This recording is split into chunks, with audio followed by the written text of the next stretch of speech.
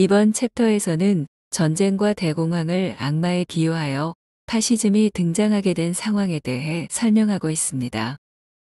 20세기 초 사람들은 제1차 세계대전과 뒤이은 대공황으로 인해 자본주의와 사회주의의 이념에 대한 신념의 붕괴를 경험하게 됩니다. 이 두 개의 엄청난 재난으로 인해 자연법칙과도 같이 당연했던 기존의 제도와 원칙이 파괴되었고, 사람들은 사회가 일종의 비합리적인 악마와도 같은 세력에 의해 지배당하고 있음을 인식합니다. 1차 세계대전은 전쟁 이전 이념의 기초인 기계론과 합리론 자체를 무의미하게 만들고, 대공황은 맹목적이고 비합리적인 세력이 전쟁 외의 상황에서도 사회를 지배하고 있음을 알려줍니다. 따라서 사람들은 스스로의 노력에 따라 자신의 운명을 바꿀 수 있다는 생각은 단순한 환상이며, 개인은 사회에서 고립된 무기력한 존재임을 깨닫게 됩니다. 일반적으로 전쟁을 비합리적인 상황이라고 생각하는 사람들이 많을 것입니다. 그러나 피터 드러커는 오히려 전쟁은 공포스러운 악이지만 합리적인 것이라고 합니다. 그렇다면 1차 세계대전은 왜 그렇게 무의미하고 혼란스러워 보였던 것일까요? 그 이유는 이 전쟁이 사회 질서의 주요 기초가 환상이라는 사실을 폭로했기 때문입니다. 만약 그렇지 않았더라면 전쟁은 합리적인 사회 질서의 한 부분이라는 의미가 있었을 것입니다. 추가적으로 연합국과 동맹국의 참전 명분을 알아보겠습니다. 연합국의 일원이자 전쟁을 승리로 이끈 미국은 세계의 민주주의를 지킨다는 명분으로 전쟁에 참여하였습니다. 반면 독일은 지금까지 자신들이 믿어왔던 신념에 반하여 전쟁을 치른다는 확신으로 참전했다고 합니다. 이러한 독일의 명분은 민주주의의 이념에 반대하는 전쟁에 참여할 수 없었던 사람들의 불만으로 결국 철저한 군사적인 패배를 맛보게 됩니다. 전쟁을 통해서라도 이상을 지키겠다는 시도는 전쟁에 의해 드러난 사회의 현실적 구조와 이상의 근본적인 괴리로 실패하게 되었습니다. 또한 계급투쟁 이념을 국제관계로까지 확대하게 만드는 근거인 가난한 국가 대 부유한 국가라는 새로운 용어까지 등장하게 됩니다. 대공황은 처음 일어난 것이 아니었습니다. 과거의 대공황은 합리적이고 바람직한 현상으로 경제 발전의 대가였으며 일종의 자연치유 과정이었습니다. 그러나 1929년의 대공황에서는 경제 발전을 위해 희생할 의사가 있는 사람이 없었으며, 경제 발전은 더 이상 사람들에게 최상의 목적이 아니었습니다. 여러 철학자들은 화폐 이론을 통해 공황의 필요성과 긍정적 측면을 부정했음을 알 수 있었습니다. 사람들이 인위적으로 만들어낸 악마는 바로 전쟁과 대공황이었습니다.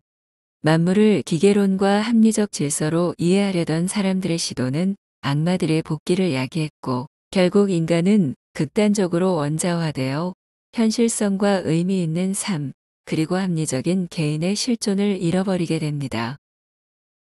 사람들은 악마를 추방하기 위해 자본주의와 사회주의에 기초하여 사회를 발전시키고 개선하려 했습니다.